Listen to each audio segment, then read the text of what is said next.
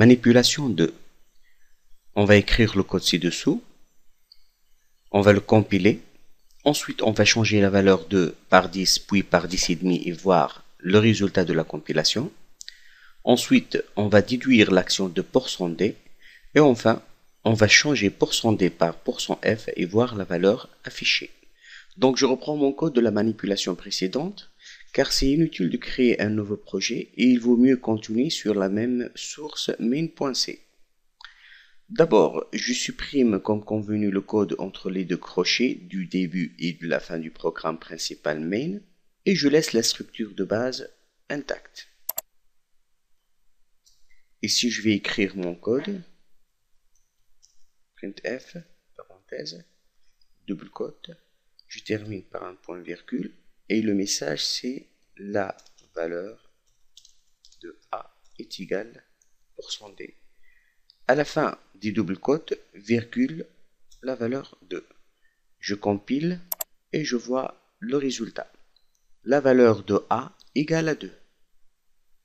Il ne faut pas oublier de fermer la console, sinon on ne peut pas refaire une autre compilation.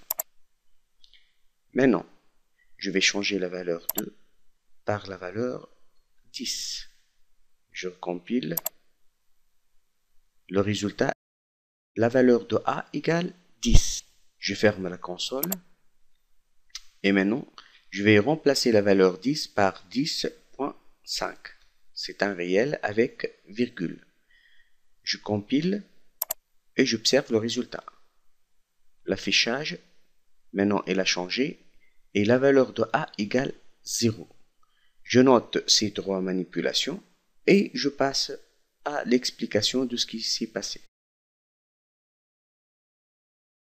Dans cette manipulation, on a écrit le code printf entre parenthèses point virgule entre double quotes la valeur de A égale %d, virgule 2. Après compilation, le résultat écran est le suivant. La valeur de A égale à 2. Voyons comment ça a été compilé. Prenons d'abord le message à afficher. C'est ce qui est écrit entre le double quote. Et ensuite, on va imprimer le message lettre par lettre. Je vous rappelle que l'instruction printf comporte un seul message. Alors, on commence à imprimer sur l'écran la lettre L, puis la lettre A, ensuite un espace, et ainsi de suite jusqu'à arriver à la lettre égale. Il faut noter ici que le symbole égal est considéré comme une lettre ou un caractère et non pas une affectation ou autre.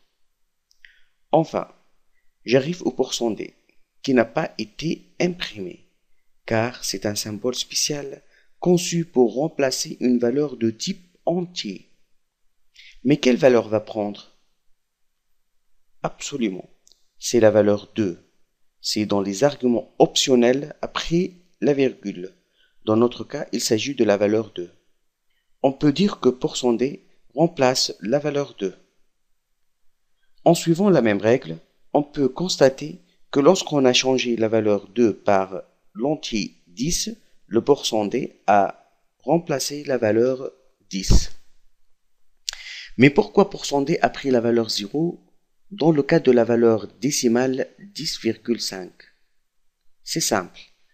On a dit que %d remplace les entiers, alors que la valeur 10.5 est un réel. Et pour afficher un réel, il faut utiliser %f à la place de %d.